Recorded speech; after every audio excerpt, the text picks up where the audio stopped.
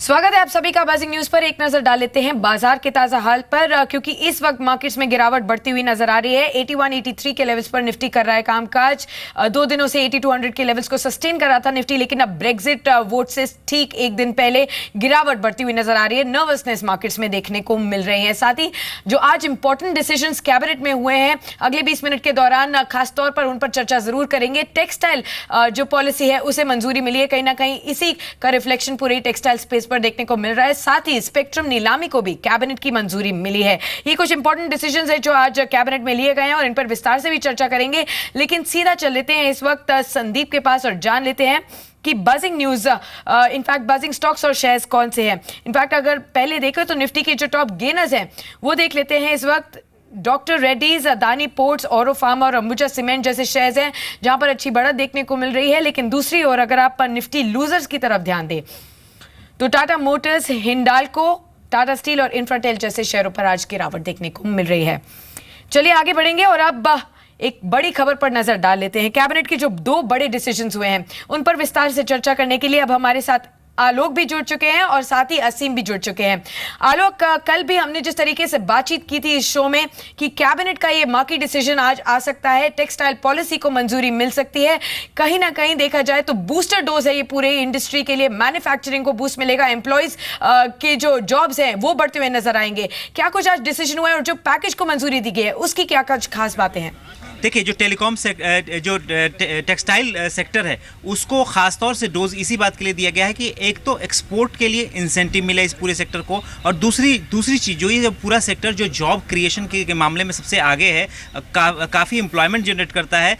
इससे कहीं ऐसा ना हो, क्योंकि पिछले काफ़ी दिनों से जो टेक्सटाइल सेक्टर है काफ़ी अच्छा नहीं कर रहा है, एक्सपोर्ट में कमी आई थी, मैन्युफैक्चरिंग कम हो गया था। तो इसको देखते हुए साथ ही साथ मैन्युफैक्चरिंग बढ़े और जॉब्स क्रिएशन भी हुई इस सेक्टर में, इसको देखते हुए जो एक पॉलिसी में जो बदलाव किए गए हैं टेक्सटाइल पॉलिसी में, उसको आज अनाउंसमेंट की गई है। और इसकी वजह से आप देखेंगे कि जो एक्सपोर्ट में इंसेंटिव दिया जाएगा सरकार की तरफ से, और साथ ही साथ जो एम्प्लॉयमेंट जनरेशन होगा उसमें काफ़ी बदलाव आएगा। तो ये 2 चीज़ों को खासतौर से फोकस किया गया है टेक्सटाइल पॉलिसी में। लेकिन जो दूसरा चीज जो सबसे महत्वपूर्ण आज का है कि टेलीकॉम सेक्टर के लेकर जो अनाउंसमेंट किया गया है, जो स्पेक्ट्रम के ऑक्शंस के लिए सरकार ने मंजूरी दी है इस कैबिनेट में, वो एक बहुत बड़ा फैसला है। और उस बारे में हम बातचीत करते हैं। हमारे साथ जो असीम मंचरदा है, सहयोगी, जो इस टेलीकॉम सेक्टर को बहुत बारीकी से काफी समय से देख रहे हैं। असीम, ये बताइए कि जो ये टेलीकॉम सेक्टर के लिए ये स्पेक्ट्रम ऑक्शंस की मंजूरी दी है कैबिनेट ने, इससे क्या फायदा होगा, किस तरह का ये किस तरह से?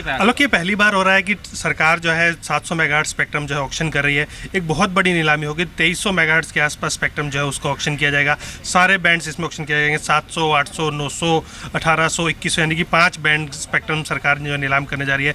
तो टेलीकॉम कंपनियों के लिए एक बोनंजा होगा कि आप कितना स्पेक्ट्रम जो है इसमें इस नीलामी से जो है जुटा सकते हैं। लेकिन एक बात ये भी देखने होगी कि स्पेक्ट्रम जो है वो काफ़ी महंगा है।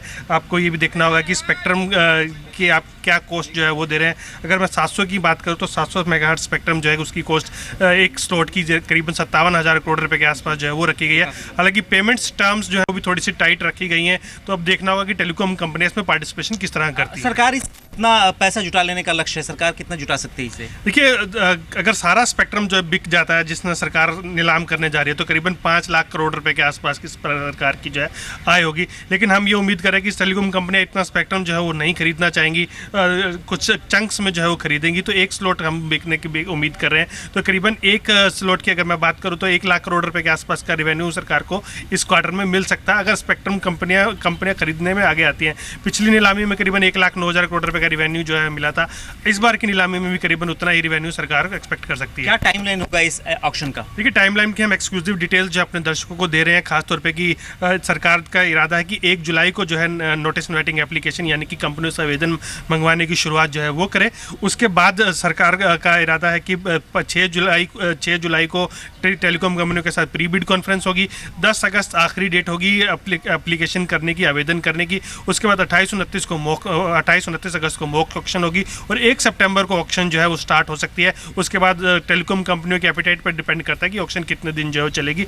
8 से 10 दिन हम उम्मीद करें कि ऑक्शन जो है चलेगी। उसके बाद सरकार का जो खजाना है वो भर जाएगा, खासतौर पे कि फाइनेंस मिनिस्टर इस ऑक्शन से काफ़ी खुश होंगे। खजाना तो भर जाएगा, लेकिन जो टेलीकॉम सेवाएं हैं क्या उसमें कुछ सुधार होने की उम्मीद की जा रही है? देखिए, अभी तक कंपनियां रोती रहती हैं कि उनके पास स्पेक्ट्रम की कमी है। बोनेंजा है स्पेक्ट्रम का 2300 मेगाहर्ट्ज़ के आसपास स्पेक्ट्रम जो है ऑक्शन होगा। तो सरकार के पास एक ये टेलीकॉम कंपनियों के पास ये होगा कि आप अपना जितना ज़्यादा स्पेक्ट्रम आप इकट्ठा कर सके वो करें और उसके बाद सभी सर्विसेज सुधारने के ऊपर जो है वो ध्यान दें। तो देखिए, तो सरकार की जो पॉलिसी जो टेलीकॉम को लेकर आई है, उम्मीद ये भी की जा रही है कि सरकार को पैसा काफ़ी सारा मिलेगा तो मिलेगा, साथ ही साथ टेलीकॉम सेवाएं भी अपनी कंपनियां जो है वो सुधार पाएंगी। तो ये जो कैबिनेट के खास डिसीजन है, इसके अलावा एक और डिसीजन हुआ है स्टार्टअप्स के लिए जो फंड्स ऑफ फंड्स का होता है वो भी हमारी जानकारी बता रहे हैं, सूत्र बता रहे हैं कि उसको भी एस्टैब्लिश कर दिया गया है। तो ये कुछ कैबिनेट के अहम फैसले हैं जो काफ़ी महत्वपूर्ण है, अगर देखें पूरे टेक्सटाइल सेक्टर के लिए, टेलीकॉम सेक्टर के लिए और तमाम स्टार्टअप्स के लिए। जी बिल्कुल, बहुत बहुत शुक्रिया आलोक और असीम पूरे विस्तार से समझाने के लिए। आज जो कैबिनेट में बैठक में डिसीजंस हुए हैं, फैसला हुआ है तीनों ही सेक्टर्स को लेके, भले ही वो टेक्सटाइल को लेके हो, टेलीकॉम को लेके हो या फिर स्टार्टअप्स ही क्यों ना हो, मार्केट डिसीजन यहाँ पर सरकार की तरफ से लेते हुए नजर आ रहा है। और आप रिएक्शन देखिए, हालांकि आज टेक्सटाइल शहरों में थोड़ी सी वीकनेस देखने को मिल रही है, Nahar, poly, Monte Carlo, arrow textiles में, लेकिन दूसरी अगर आप अरविंद लिमिटेड पर देखेंगे तो अभी भी बढ़त देखने को मिल रही है, मिक्स रुझान यहाँ पर देखने को मिल रहा है। चलिए आगे बढ़ेंगे और देख लेते हैं इस वक्त ऐसे कौन से सेक्टर्स और शेयर्स हैं जहां पर बजिंग एक्शन देखने को मिल रहा है। संदीप भी हमारे साथ जुड़ चुके हैं न्यूज रूम से, बताइए संदीप। धन्यवाद साक्षी। सबसे पहले एस्कॉर्ट से कैसा काउंटर है जिसमें डबल डिजिट गेंस देखने को मिले हैं। दरअसल मोतीलाल ओसवाल की एक पॉजिटिव रिपोर्ट आई है, कवरेज इनिशिएट करी है बाय रेटिंग के साथ। उनका मानना है कि 23 तक के जो टारगेट्स हैं वो देखने को मिल सकते हैं। आज जो बढ़त आई है उसके बावजूद भी करीब 40% के आसपास की अपसाइड आ सकती है, और जिस तरह से मानसून अच्छा रहेगा उसका एक पॉजिटिव रिफ्लेक्शन इस कंपनी की जो फाइनेंशियल है उसमें देखने को मिल सकता है। और यही कारण है कि शेयर ने आज अपना जो 52 वीक हाई है वो हिट किया है। डबल डिजिट गेंस इस काउंटर में आज देखने को मिल रहे हैं। थॉमस कुक इस कंपनी को लेकर खबरें निकल के सामने आई कि इसकी सब्सिडरी है क्वेस्कॉप, जिसका आईपीओ 29 जून को खुलेगा, 1 जुलाई तक खुला रहेगा। 310 से 317 का प्राइस बैंड है, जिसके जरिए 400 करोड़ रुपए के आसपास की रकम जुटाई जाएगी और इस रकम का इस्तेमाल एक्सपेंशन और साथ ही साथ कर्ज चुकाने पर किया जाएगा। बाजार ने इस खबर को पसंद किया है और थॉमस कुक का शेयर देखिए वॉल्यूम बेस्ड बाइंग इंटरेस्ट इस काउंटर में इस खबर के बाद देखने को मिल रहा है। गुजरात पिपावाव पोर्ट, कल बड़ी ब्लॉक डील्स इस कंपनी में हुई थी। कैपिटल रिसर्च ने कल करीब 25.6 लाख शेयर इस कंपनी के बेचे, 155 रुपये प्रति शेयर के आसपास। कल भी इन ब्लॉक डील्स के बाद तेजी थी, आज फिर से इस काउंटर में खरीदारी का रुझान साफ तौर पर देखने को मिल रहा है। शेरन बायो एक मिड कैप फार्मा कंपनी है। अगर आप देखें इस कंपनी की ओर से बयान निकल के सामने आए थे कि ज़्यादा मुनाफे वाले जो प्रोडक्ट्स हैं उसके ऊपर ये कंपनी लॉन्च करेगी और साथ ही साथ जो कैपेसिटी यूटिलाइजेशन है उसको भी बढ़ाने की योजना है। इन खबरों के बाद देखिए इस काउंटर में 20% का जो ऊपरी सर्किट है वो आज देखने को मिला है। डियॉन ग्लोबल, इस कंपनी को बैंक ऑफ साइप्रस से एक बड़ा ऑर्डर मिला है, ऑटोमेशन प्रोजेक्ट के लिए ऑर्डर मिला है और उसके बाद देखिए 10% तक की तेजी इस काउंटर में भी देखने को मिली है। और ऑनमोबाइल ग्लोबल देखिए एक काउंटर है जिसमें आज प्रेशर साफ तौर पर देखने को मिला है। ब्राजील की एक टेलीकॉम कंपनी है ओआई, जिसने बैंक्रप्सी के लिए फाइल किया है। हालांकि कंपनी ने बयान दिया है कि इस बैंक्रप्सी से जो फाइलिंग की गई है उसका इस कंपनी के ऊपर कोई असर नहीं देखने को मिलेगा, लेकिन 3 से 4% की गिरावट इन खबरों के चलते ऑनमोबाइल ग्लोबल में आज देखने को मिली है। साथ ही साथ जो ब्रेक्जिट का असर है वो ऑटो कंपनियों में साफ तौर पे देखने को मिला है। काफ़ी सारी ऐसी इंडियन ऑटो कंपनीज है जिनका ईयू में काफ़ी बड़ा एक्सपोजर है और इस ब्रेक्जिट वोट से पहले Tata motor DVR, Ashok Leyland, Bharat Forge, Bosch ऐसी जो कंपनीज हैं उनमें आज वॉल्यूम बेस्ड सेलिंग प्रेशर साफ तौर पर देखने को मिला है। लेकिन चाय कॉफ़ी से जुड़ी जो कंपनीज हैं उनमें काफ़ी अच्छी तेज़ी देखने को मिली है। कॉफ़ी की जो कीमतें हैं वो 13 महीने की ऊंचाई पे हैं, तो कॉफ़ी शेयरों में तो तेज़ी है। उसके साथ साथ वारंटी जैसे जो चाय से जुड़ी कंपनियां हैं, हैरिसन मलयालम जैसी टी, इनमें भी आज काफ़ी अच्छा बाइंग इंटरेस्ट देखने को मिला है। इसके साथ साथ जो मिड कैप फार्मा काउंटर्स हैं उनमें आज खरीदारी का रुझान देखने को मिला है। कुछ डिफेंसिव प्ले देखने को मिल रहा है। Hester bio, Newland lab, नेटको pharma, यूनिकैब lab, doctor Reddy से कुछ ऐसे काउंटर्स हैं मिड कैप फार्मा साइड में जहाँ पे अच्छी खासी खरीदारी आज देखने को मिली है। मिड कैप साइड में जहाँ पे वॉल्यूम बेस्ड बाइंग इंटरेस्ट देखने को मिला है उसमें निटको, मोल्टेक पैकेजिंग, मोल्टेक टेक, साथ ही साथ जीएमएम फूडलर, कैम्फेब एल्कलीस और स्टोरमा रिटेल, ये कुछ ऐसे छोटे मझोले काउंटर्स हैं जहाँ पे बाजार की वीकनेस के बावजूद देखिए आज वॉल्यूम बेस्ड बाइंग इंटरेस्ट देखने को मिल रहा है। एब्सोल्युटली, बहुत बहुत शुक्रिया संदीप इस पूरे अपडेट के लिए। तो बाजार में काफी वीकनेस है, लेकिन ये कुछ ऐसे मिड कैप शेयर्स हैं जहाँ पर जबरदस्त उछाल अभी भी बरकरार है। स्टोर वन रिटेल से लेकर निटको तक के शेयर्स आपकी स्क्रीन पर लिस्टेड है, जो कि 12% तक का भी उछाल यहाँ पर देखने को मिल रहा है। लेकिन लौटते हैं एक बार फिर से बाजार पर और देख लेते हैं कि किस तरीके का रुझान देखने को मिल रहा है। अभी भी अगर आप देखेंगे दिन के निचले स्तरों के करीब निफ्टी में 81-82 के लेवल्स पर कामकाज हो रहा है। देख लेते हैं कि वायदा बाजार से किस तरीके के इंडिकेशंस मिल रहे हैं। रजत हमारे साथ जुड़ चुके हैं।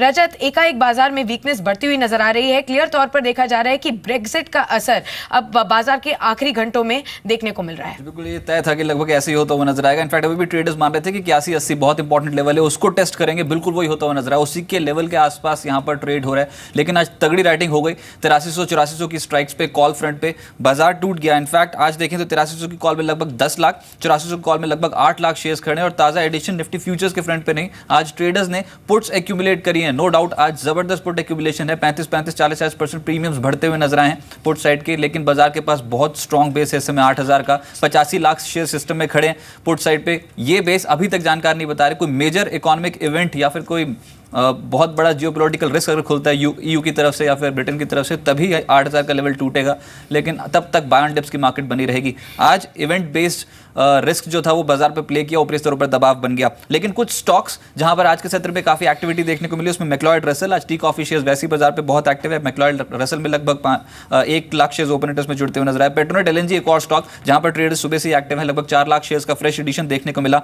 डॉक्टर रेड्डीज फार्मा पैक में आउट परफॉर्म कर रहा है और इंडेक्स में स्ट्रॉन्ग कंट्रीब्यूशन, स्ट्रॉन्ग रिटर्न्स दे रहा है परसेंटेज के लिहाज से। लेकिन जो गिरावट वाला स्टॉक है वो है टाटा मोटर्स। आज इंडेक्स हेवीवेट जो टूट गया और ओपन इंटरेस्ट के लिहाज से लगभग 3% एडिशन। इसके अलावा स्ट्राइड शासून एक और स्टॉक जहां पर ट्रेडर्स ने आज नेगेटिव बेट लगाई है। एब्सोल्युटली, बहुत बहुत शुक्रिया रजत इस पूरे अपडेट के लिए। चलिए और अब बात करते हैं प्राइमरी मार्केट, क्योंकि महानगर गैस के आईपीओ को दूसरे दिन भी शानदार रिस्पांस मिला है। अब तक अगर देखा जाए तो 1.5 गुना तक का आईपीओ ऑलरेडी सब्सक्राइब हो चुका है। कंपनी अब तक मुंबई और रायगढ़ में गैस सप्लाई करती थी, लेकिन अब आईपीओ लिस्ट होने के बाद कंपनी का भोपाल, जयपुर और चेन्नई जैसे शहरों में भी विस्तार की योजना है। योजना जो है ये तो पीएनजीआरबी जो पेट्रोलियम में रेगुलेटर है वो बनाता है कि किन किन नए शहरों में इस तरह की योजना बनाई जाए कि जहाँ पे कि गैस डिस्ट्रीब्यूशन किया जाए। तो पिछले कुछ महीनों में उन्होंने जो नए शहरों के नाम दिए हैं उनमें चेन्नई है, कोयम्बटूर है, वाइजैग है, जयपुर है, उदयपुर है, भोपाल है। इस तरह के नए शहर जो हैं वो एनुअल पे हैं, वो मतलब पीएनजीआरबी एक एक करके उनमें बिडिंग करवा के और उनमें नए जो भी इन्वेस्टर होगा उसको लाएंगे और इस तरह का डिस्ट्रीब्यूशन नेटवर्क इस्टेब्लिश करने की बात है। जी बिल्कुल, तो आपने सुना मैनेजमेंट को, जिन्होंने बताया कि आगे चलते हुए काफ़ी विस्तार की योजना है। मैंने और कई स्टेट्स पर विस्तार भी करेंगे और गैस सप्लाई करेंगे। आगे बढ़ते हैं और अब बात कर लेते हैं स्टार्टअप्स की, क्योंकि अब स्टार्टअप्स के फंड्स को तो आज कैबिनेट की मंजूरी मिली है, लेकिन अब स्टार्टअप्स की लिस्टिंग के भी नॉर्म्स जो है वो आसान होते हुए नजर आ रहे हैं। तरुण शर्मा हमारे साथ जुड़ चुके हैं इस पूरी खबर को बताने के लिए। तरुण, सबसे पहले ये बताइए कि स्टार्टअप्स की जो लिस्टिंग है उसे बढ़ावा देने के लिए क्या कुछ बदलाव किए जा रहे हैं? सेबी स्टार्टअप लिस्टिंग के नियमों में बदलाव करने की तैयारी कर रहा है और हाल ही की प्राइमरी मार्केट एडवाइजरी कमेटी की मीटिंग में भी इस पर चर्चा हुई है। जो मेन जो सिफारिशें हैं प्राइमरी मार्केट एडवाइजरी कमेटी के मेंबर्स की वो ये है कि जो ट्रेडिंग लॉट है वो हाल में 10 लाख रुपए है और ट्रेडिंग भी 10 लाख रुपए के हिसाब से की जा सकती है, लेकिन अब इसको घटाकर पहले साल में 5 लाख, दूसरे साल में 1 लाख और तीसरे साल से आप चाहें 1 शेयर भी ट्रेड कर सकते हैं। इस तरीके की सिफारिश प्राइमरी मार्केट एडवाइजरी कमेटी के मेंबर्स ने करी है। इसका सीधा असर हम लिक्विडिटी पे देखेंगे, क्योंकि इस लिस्टिंग एक्सचेंज या स्टार्टअप लिस्टिंग एक्सचेंज पे सबसे बड़ी जो समस्या आ रही थी वो लिक्विडिटी कंसर्न था। इसी वजह से जो प्राइमरी मार्केट एडवाइजरी कमेटी के मेंबर्स हैं वो चाहते हैं कि इसमें बदलाव किया जाए। साथ ही जो दूसरा जो मेन इशू पार्टिसिपेंट्स को था वो ये था कि जो QIB या कहें कि जो कैटेगरी है, पहले सिर्फ इंस्टीट्यूशनल इन्वेस्टर्स को 75% रखना था पोस्ट लिस्टिंग के, अब उसको घटा के 50% कर दिया गया है। और इसके साथ साथ एक और मेन कंसर्न था कि जब जो भी व्यक्ति इसमें ट्रेड करेगा या जो कंपनी इसमें लिस्ट होगी उसमें किसी की भी हिस्सेदारी 25% या 25% से ऊपर नहीं हो सकती। लेकिन अब इस नियम को भी हटाने, इस नियम को में भी बदलाव करने की सिफारिश प्राइमरी मार्केट एडवाइजरी कमेटी के मेंबर्स ने की है। और इसके साथ साथ एक जो मेन जो चीज़ है कि जो लिक्विडिटी को बढ़ाने के लिए जो 100 करोड़ से नीचे का इशू साइज होगा उसको उन कंपनीज को अपने यहाँ पे मार्केट मेकिंग कंपलसरी करनी होगी, उनको समय समय में मार्केट मेकिंग यहाँ पे करते रहना होगा। लेकिन जो 100 करोड़ से ऊपर का इशू होगा उनमें मार्केट मेकिंग कंपलसरी नहीं होगी। ये एक 3-4 मेजर्स यहाँ प्राइमरी मार्केट एडवाइजरी कमेटी में डिस्कस किए गए हैं और उम्मीद करते हैं कि अगले 1 से 1.5 महीने में इस पर से भी फैसला ले लेगा और आने वाले समय में कई बड़े बदलाव स्टार्टअप लिस्टिंग एक्सचेंज के लिए किए जाएंगे। ऑलराइट, तो स्टार्टअप एक्सचेंज में लिस्टिंग के लिए आपको नॉर्म्स आसान होते हुए नजर आएंगे। अगले 1 से 1.5 महीने में सेबी इस पर फैसला ले लेगा और हो सकता है आगे जाते हुए स्टार्टअप्स भी हमें लिस्ट होते हुए नजर आए। बहुत बहुत शुक्रिया तरुण इस पूरी अपडेट के लिए।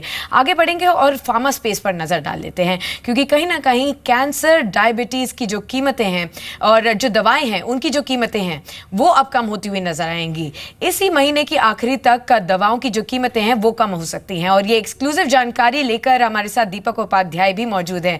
दीपक, ये बताइए कि जो सरकार का एम था कहीं ना कहीं महंगी दवाओं पर प्राइस कैप लगाने का, क्या ये डेवलपमेंट अब आगे हकीकत में देखने को मिल पा रही है और कहीं ना कहीं जो दवाएं हैं कैंसर की या फिर बहुत संगीन बीमारियों की, उनकी दवाओं की जो कीमतें हैं वो कम होती हुई नजर आएंगी?